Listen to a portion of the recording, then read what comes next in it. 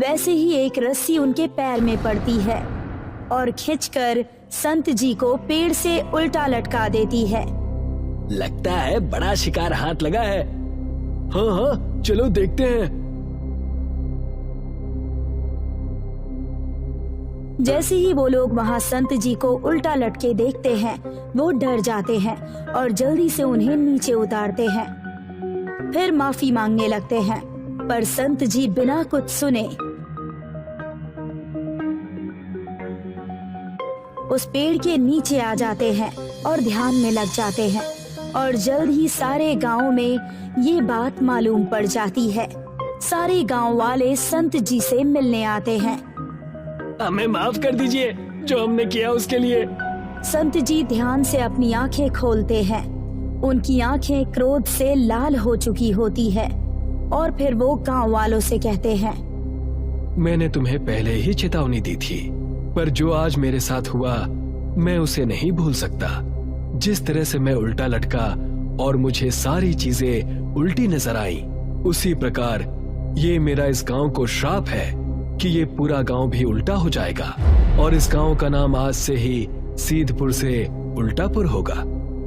गांव वाले ये सुनकर उनसे माफी मांगने लगते हैं और वादा करते हैं कि वो कभी भी आगे से शिकार नहीं करेंगे।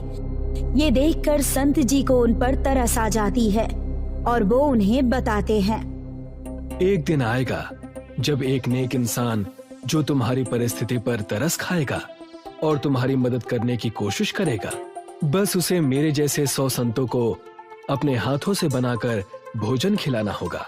लेकिन भोजन की सामग्री गांव के हर घर से आनी चाहिए। तब से लेकर आज तक सारी चीजें उल्टी है, बस उस पेड़ को छोड़कर जहाँ पर संत जी बैठा करते थे। ये किताब जो संत जी ने खुद ही लिखी थी, इस किताब को पढ़कर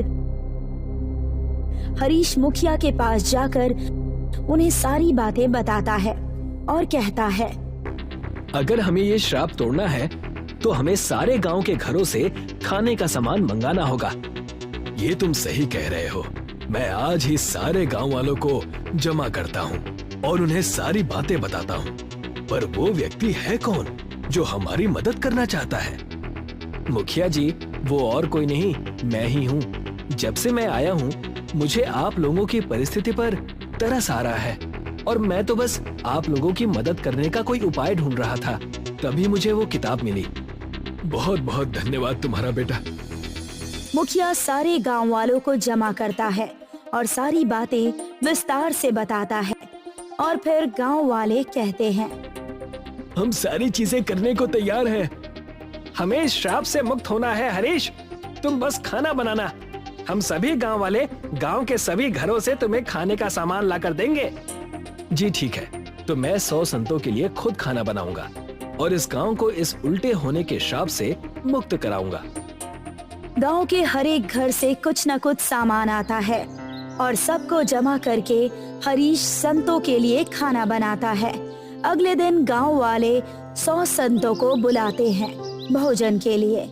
खाना खाने के बाद उनमें से एक संत मुखिया जी से पूछते हैं, क्या हुआ मुखिया, अचानक से हम सभी के लिए ये दावत कैसी?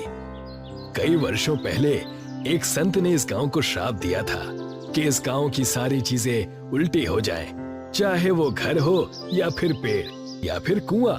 और उन्होंने कहा था कि ये सभी चीजें ठीक तभी होंगी जब कोई नेक इंसान हमारी इस दशा को देखकर हम पर तरस खाएगा और वो 100 संतों को अपने हाथों से बनाकर भोजन कराएगा और भोजन का सामान गांव के हर एक घर से आना चाहिए। संत हरीश को अपने पास बुलाते हैं। हरीश बेटा, तुमने जो इस गांव के लिए किया है उसे देखकर हम सब बहुत खुश हैं। अगर ये गांव इस श्राप से मुक्त हुआ है तो इसका श्रेय सिर्फ और सिर्फ तुम्हें जाता है। संत जी, ये मेरा कर्तव्य है कि मैं लोगों के लिए अच्छा करूं। सदा खुश रहो बेटा। ये कहकर सारे संत गांव वालों को आशीर्वाद देते हैं और अपने रास्ते निकल जाते हैं। और फिर अगली सुबह जब सूरज उगता है तो सारी चीजें एकदम सीधी हो जाती है। गांव के हर एक घर सब सीधे हो जाते हैं ये देखकर गांव वाले बहुत खुश हो जाते हैं और मुखिया जी सारे गांव वालों को एक साथ जमा करते हैं। हरीश बेटे, तुम्हारा बहुत बहुत धन्यवाद। जो तुमने हमारे लिए किया शायद ही कोई करता है। इसकी कोई जरूरत नहीं है मुखिया जी। बस आप गांव वालों को बता दीजिए कि पहले वाली गलतियां वापस ना दोहराएं। हाँ, तुम सही कह रहे हो। तभी मुखिया जी सारे गांव के लोगों से कहते हैं, इस गांव में आज के बाद कभी कोई जानवरों का शिकार नहीं करेगा और अगर कोई शिकार करते हुए पकड़ा गया तो उसे गांव से निकाल दिया जाएगा। हाँ, हम कभी मासूम जानवरों का शिकार नहीं करेंगे। और उसी वक्त मुखिया जी गांव का नाम फिर से सीधापुर रख देते हैं और गांव के सभी लोग अब अपने सीधे गांव में खुशी से जीते हैं।